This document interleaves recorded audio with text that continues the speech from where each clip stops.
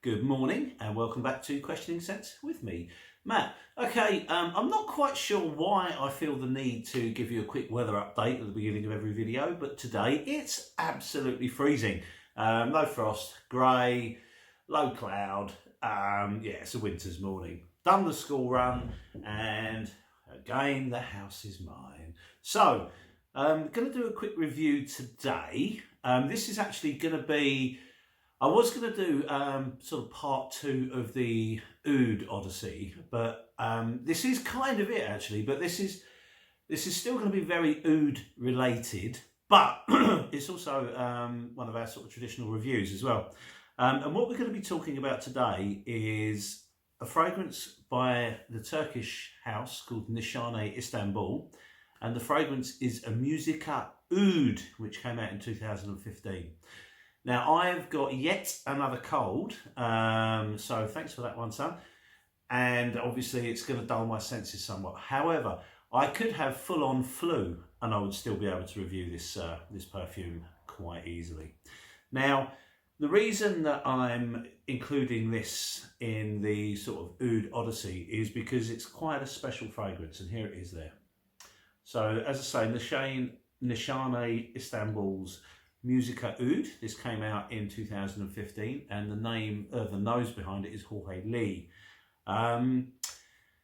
This is a real special fragrance. I'm wearing it at the moment. I wore it this morning, and since I've dropped my son off at school, I went to the coffee shop and had a cup of coffee, made some calls, that sort of thing. And well, let me talk about a little bit more about this first, and then I'll relay the coffee shop experience. Okay, so this came out 2015, and at the top, if we look at the notes, then you'll get an idea of where we're going with this one. At the top, you have grapefruit, you have amyris, cypriol oil or nagamotha, and in the mid, you have argarwood or oud, you have saffron, you have amber, and then at the base you have oak moss, sandalwood and gaiac wood. This is the second fragrance from the Nishane Istanbul that I've tried, and the other one was Hashivat, the one that was really popular. It really talked about it a while ago because it gets compared to Creed's Aventus, only it's just got sort of like biblical power. But obviously, because it shares a note of pineapple, it has to be something to do with Aventus, which I don't think it is, to be honest. Anyway, back to this one. I'm wearing it now, and I am going to spray a very small amount for the purposes of the review, and you'll find out in a bit. So a tiny spray there. Right, let's get back to what this is like to live with. Yesterday morning, I applied this at about 7:30 in the morning. And after I sprayed it, I came into the living room and met my son, who was finishing his breakfast, who then got up, went to the bathroom and wandered around the house and came back. And he said, "Daddy, I can smell your perfume in every room in the house." So obviously that tells its own story. The sillage from this is ridiculous. It fills everywhere you go. The trail is solid. It's not like a faint sillage. It's like you walk into a room, you walk out, and that room is like full of fog. So this morning I applied it again, same thing happened. I filled the house up with it, and then I took my son to school. And when I was walking to school with him, I was just in this fragrance completely. So much so that after I dropped him off, I then walked to the coffee shop, went in and had a coffee, sat down, got my phone out and started mucking around with it. And all I could smell was this fragrance. And it to be honest, it was a little too much. I'm used to big perfumes. I like big projecting perfumes. I like big sillage. But it was too much. I felt a little bit embarrassed because even, a coffee shop smells of coffee, there's big fragrances in there, and I could smell this everywhere. It didn't seem to upset anyone and no one complained, but I did feel very self-conscious. So just bearing that in mind, I've got to be careful with this, just how I apply it, because I am quite a heavy sprayer. I mean, when I apply this, it's like one here, one here, one here. One on each wrist, one on the back of each hand, and that's it. Sometimes I'll put one on my chest, and that was enough to fog out a coffee shop a good hour and a half after applying it. So this is immensely potent. It's an extract de parfum as well, so it's incredibly thick. I mean, I sprayed that a little while ago in front of you there, and you can see it's still like oil on my hand. It is not to be messed with. It really, really is a potent fragrance. So much so, this isn't one I'm going to be wearing for work. I just think it would be too much. After maybe 2 hours, you could probably, go to work. But even then, if you worked in an office, I'd be very, very careful of wearing it to work. It's a massive fragrance. When it opens, the grapefruit, I don't really smell grapefruit, to be honest. I think I get a wetness from it, if that makes sense. And then there's an oud that arrives. And the reason I've included this in the Oud Odyssey sort of reviews is because this is one of the very, very few perfumes that I've actually smelt that smells like real oud. It really, really does. It's almost barnyard-like. It has a certain funky edge to it. But what Jorge Lee has done is he's blended this very, very cleverly. So you have saffron, a lot of saffron, and you have amber that actually kind of temper the barnyard with sweetness. So, if it's, some barnyard fragrances are very, very funky. Make it funky, make it funky! And this is very, very funky, but it's tempered by the sweetness, so it kind of keeps the funk under control. So it's not, it's not harsh, or it's not over the top. You don't smell like a barnyard, but it is there. And then something weird happens with it. You've got, and the reason why, and I'm sorry I'm a bit vague about this because this is quite a confusing fragrance for me. I had some ouds from Ensar Oud, which we've talked about before, and one of them springs to mind, which is called Zar Ceylon, and that is an oud made from agarwood from Sri Lanka. And what that does is it's quite a fruity oud, but in the journey, there's almost like a petrol note comes from it. And that's what I'm really impressed with the Nishane, is that the oud in this perfume, remember, it's not an oud oil, it changes and develops like an oud that you swipe. It's quite amazing. There is a petrol-like note that comes off this as well. Now that could be the other materials within this, the other notes combining and blending to give that off, because sometimes Oris does that, but there's no Oris listed in this. So I'm pretty sure it's the oud that kind of is, mutating and changing its fragrance sort of profile within the perfume, which a real oud would do. Now, so I've looked into researching this, and there's someone who put in one of the posts that they're using Kyra Oud in Musiqa Oud. And I don't think that's possible, because Kyra Oud's like 18 times more expensive than gold, and it's really, really rare, and it's incredibly difficult to get hold of. So I wouldn't imagine that a perfumer would be using something like that in a perfume, purely because it's so rare, it's so difficult to get hold of, and it's so expensive. It would make, it doesn't make sense to use a material like that in a perfume when you're selling it as a perfume and not as an oud. I don't think that would kind of make sense. So I'm pretty damn sure that there is real oud in this. I'll bet my bottom dollar on it. But I don't think it's Kyra. It could easily be one of the more Sri Lankan ouds, or maybe, sort of a Hindi oud or something like that, because there is a slight barnyardy feel to this. What happens though, the oud and everything gives a kind of a wet feel, but the opening is so intense, it almost feels smoky. That I don't think it is smoky. I think it's just where your senses are kind of adjusting to the power of what's hitting them.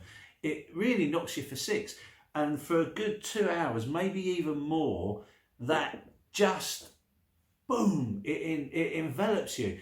When it wears off, the oak moss, the sandalwood, the guaiac wood, and everything else becomes more apparent. But that oudy note doesn't go away. It's incredibly well blended. It's incredibly clever. I absolutely adore this. But it's one you've got to pick your moments to wear. I certainly think, I mean, if I applied this now and walked into my local, I'd fog it out. There's no doubt about it. So it's one that you kind of need to apply a couple of hours before you're going to do anything. And as for the longevity of this, I it just lasts and lasts and lasts. I was talking on Facebook to a guy in a group who also owns this, and he made me laugh. Really made me laugh, because he said he loved it, but he noticed after a while it started to smell a bit like pissy, like I think he called it like pig's piss in a barnyard, which I haven't had the experience of that. But what he did say was, and this is the key to it, it smelled amazing up until about the 12th hour, and then it went on this sort of porcine wee adventure, which I haven't experienced that, so I can't say. But the key to take from that is it was beautiful up until the 12th hour. Now that's amazing. 12 hours, well, it's still projecting and still smelling wonderful. I don't think you could ask any more from any perfume to do anything like that. That's outstanding, or even crazy in terms of, how long a perfume can project and can last for. I wore this yesterday and I applied it, as I say, about 7:30. Last night I was chatting to some friends on the phone about 8:30, 9 o'clock at night. Still there. It's still there. It's softer and it's less enveloping, but it's still there. It's still going away. So what I need to do with this to learn is how to apply it properly, so I'm not putting on too much. Because I've worn perfume for years and years and years, and I've always applied heavily. I've got to reteach myself how to apply this, so it's not as it's not. I don't want to be fogging people out all the time when I wear it, and I do love the smell. It is quite a masculine fragrance, certainly one for a more mature person. Again, as I always say, a woman can wear this comfortably if she's brave and bold and doesn't spray too heavily with it, because this is unbelievable. This is kind of like, this is probably even more potent in the opening than Teroni, and Teroni's not by far, but Teroni's probably my most potent fragrance, and this is more so. That I can't get that across to you, just how loud and how enveloping the opening of Musiqa Oud is. It's unreal, really strong. If this was sort of in the the Oud Stars range by Zeroff, then I would totally believe that. Really good fragrance. The presentation is very good. It comes in a nice box if you like boxes. It's a solid functional 50ml bottle. Beautiful cap. See if you can see that. Now I've got a horrible feeling I've just got this. So that's the trip to the bathroom as soon as I finish this. Obviously I've sprayed a little bit there, so I'm good to go now till probably next Friday. Really strong. I've got a bit, I've gone a bit haywire there. So as the argarwood, the saffron and the amber combine to give this sweet, almost funky affair, oak moss, sandalwood and guaiac wood ground this perfume. So once it has eventually calmed down, it becomes a lot sort of smoother. It becomes a really intoxicating, enhancing smell. Everything is harmoniously blended. There's no element that's screeching. There are an awful lot of very powerful materials in this. The notes are all on their own quite potent and quite strong, and what's happened is they've been knitted together to complement each other, to control each other, to let each other shine, so neither goes rah and runs away with it. To put that amount of power in a bottle is quite an achievement. And as it's almost like what you're doing when you're not applying it, you're letting a little bit of an animal escape and jump on your skin, would probably be the best way I would describe wearing this. This is not going to be for everyone, I can assure you of that. If you have an interest in oud and you're looking for a massive oud fragrance that is very nice smelling, this is for you. If you're at all kind of a bit shy and retiring about oud and you don't want to wear an oud, or you're slightly scared of wearing something that people are going to notice as an oud straight away, this isn't going to be for you. I think this is an absolute joy. I think it's an amazing fragrance. It's one that I absolutely will be wearing a lot. I just won't be wearing it for work. This is going to be special occasions, when I've got time to wear it for an hour or so before I go out. You're not spraying this and then jumping in the car with people, put it that way. You will be asked to leave the car quite quickly. Listen, I'm not sure about the sample front. I'm sure you can get samples of this. So please have a look out for it. As I say, there's only 2 from Nishane Istanbul that I've actually tried. So I'm certainly keen to try some more, because this, excuse me, my voice is going. This is awesome. This is absolutely awesome. Pretty scary stuff as well. So listen, sorry about my voice going. I'm a bit blown away by this. So yeah, a bit all over the shop. Anyway, listen, I hope you've enjoyed it. Thank you very much for your continued support. It's very much appreciated. And we will see you very soon on the next video. Cheers. Bye.